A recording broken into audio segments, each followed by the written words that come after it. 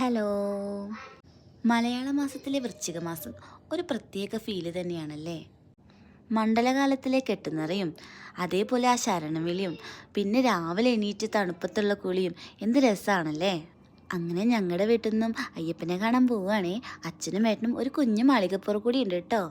ആ കെട്ടുനിറയ്ക്കുമ്പോഴുള്ള ശരണവിളിയില്ലേ, അയ്യപ്പൻ്റെ അടുത്ത് എത്തിയ പോലെ തോന്നും. എല്ലായിടത്തും കർപ്പൂരത്തിൻ്റെയും ചന്ദനത്തിരിയുടെയും ചന്ദനത്തിൻ്റെയും നെയ്യിൻ്റെയൊക്കെ ഒരു സുഗന്ധം അല്ലേ. അതൊരു പ്രത്യേക ഫീല് തന്നെയാണ് കേട്ടോ. അങ്ങനെ ശരണം വിളിച്ച് ഇരുമുടിക്കെട്ടൊക്കെ നിറച്ച് അവരെ ഇറങ്ങിയിട്ടോ. ഞങ്ങളുടെ അവിടെ അടുത്തുള്ള ഒരമ്പലമായ പാറക്കുട്ടിക്കാവിൽ വെച്ചിട്ടായിരുന്നു അവരുടെ കെട്ടുനിറ ഉണ്ടായിരുന്നത്.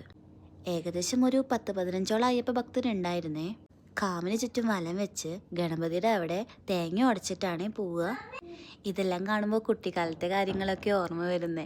പണ്ട് ഇതേപോലെ അയ്യപ്പനെ കാണാൻ പോവില്ലേ, അപ്പോൾ തേങ്ങ ഉടച്ച് പോകുമ്പോൾ ഞാനിങ്ങനെ കാത്തു നിൽക്കും തേങ്ങ കഷ്ണം വെറുക്കാൻ. ഇപ്പോൾ ആ കുട്ടിക്കാലമൊക്കെ ഓർക്കുമ്പോൾ ഒരു പ്രത്യേക വൈബ് അല്ലേ. അതെ, പണ്ട് ഞാൻ മാത്രമല്ല കേട്ടോ, എൻ്റെ കൂടെ നിന്നവരും തേങ്ങ പറിക്കായിരുന്നേ. ഇത് പറയാനുള്ള കാരണം എന്താണെന്നറിയോ, ഇപ്പോഴത്തെ പിള്ളേരൊക്കെ ഭയങ്കര ഡീസൻ്റാടോ. നോക്ക്, ഒരാൾ പോലും തേങ്ങ പറിക്കുന്നില്ല.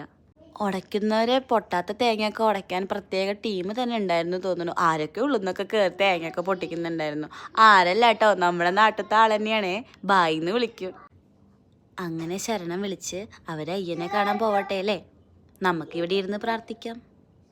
അപ്പോൾ ശരി, ബൈ ബൈ. അടുത്ത വീഡിയോ ആയിട്ട് വരാം കേട്ടോ.